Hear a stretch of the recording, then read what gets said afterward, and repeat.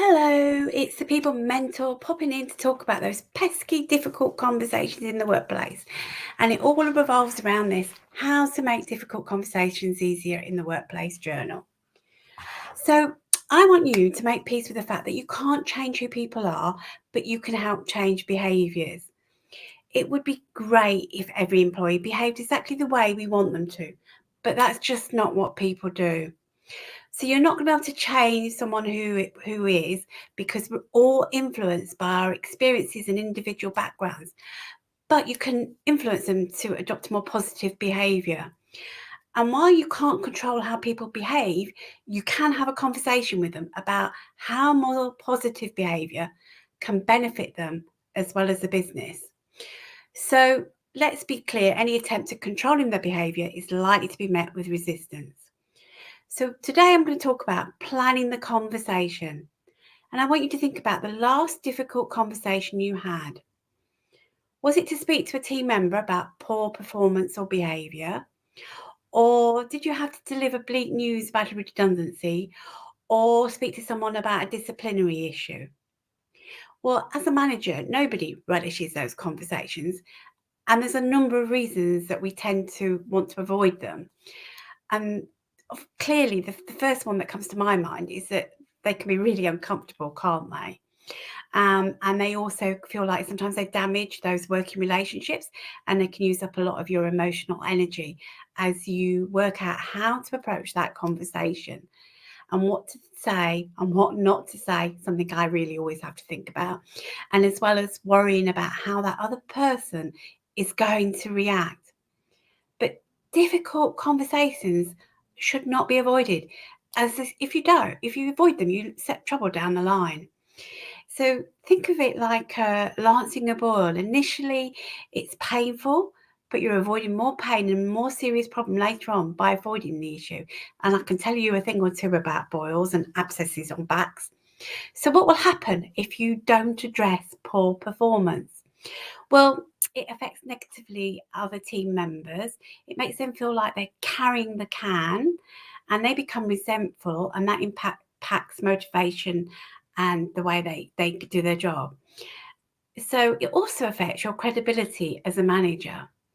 So people look to you as the leader to bite that bullet and to sort those difficult conversations out. And if you leave them festering, you're potentially harming the business. So what happens when you don't address poor performance? Well, you could end up in serious misconduct and other issues.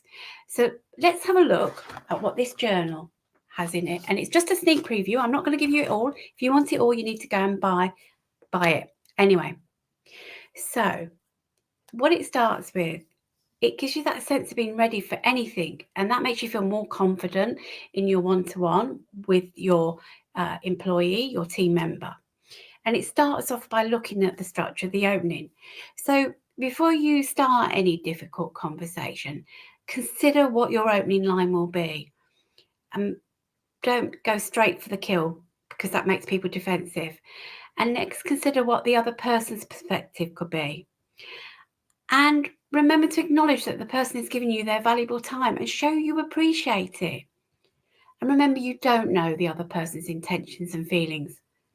Draft some possible questions to ask them, ensuring they're open-ended, and share the problem or behaviour that you're seeing. And give specific examples. And then you want to come to this joint solution. Now, the middle, ask the other participant to share their thoughts, emotions, and understandings without any repercussions. Listen intently and check deeply and delve. Stay curious. And respect is a big part of this conversation. So you need to respect that you're having this conversation, and then you need to respect that they're coming into this conversation, and you need to respect how you're going to get there. So if you want to know about heightened emotions, pop to the People Mentor Dealing with Emotions at Work blog, and that will help you. Okay, and then you get to the resolution. So before you go in, identify possible solutions that reflect the interests of you, the business, and your team members. Establish what is exactly required for you both, and check if there's anything left that needs saying, and summarize your understanding as what's been agreed upon, and ask the other participant to do the same. And that's just a taster of what's in the journal. It gives you much more, and it gives you space to actually plan it all in and do it properly. Okay. Now, you know, everybody struggles with difficult conversations, challenging conversations, whatever you would like to call them. And we've touched on a few of them around performance, behaviours, redundancy, personal issues like BO and things like that. And they're all quite difficult to do. So what I would say to you is, if you're struggling, why not in the comments get my 35 quick tips for tough conversations? So just put, can I have the 35 quick tips in the comments, and I will share it with you. And I'll tell you the first 5 in there. The first one is understand your triggers, which we talked about earlier in this week. Then the quick tip is delve into your unconscious biases, which we also covered yesterday. And then identify how your team members work. So that was number 3, and that was covered yesterday.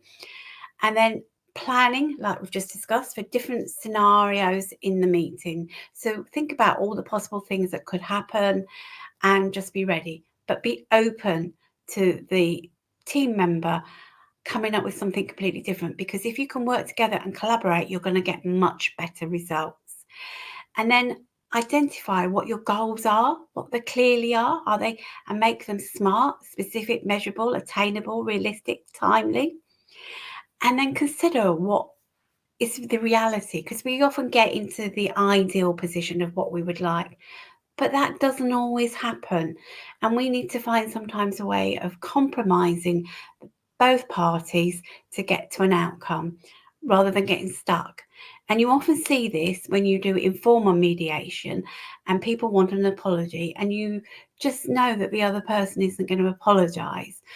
And often that's down to behaviours and how they've been brought up, and it goes back down to their childhood.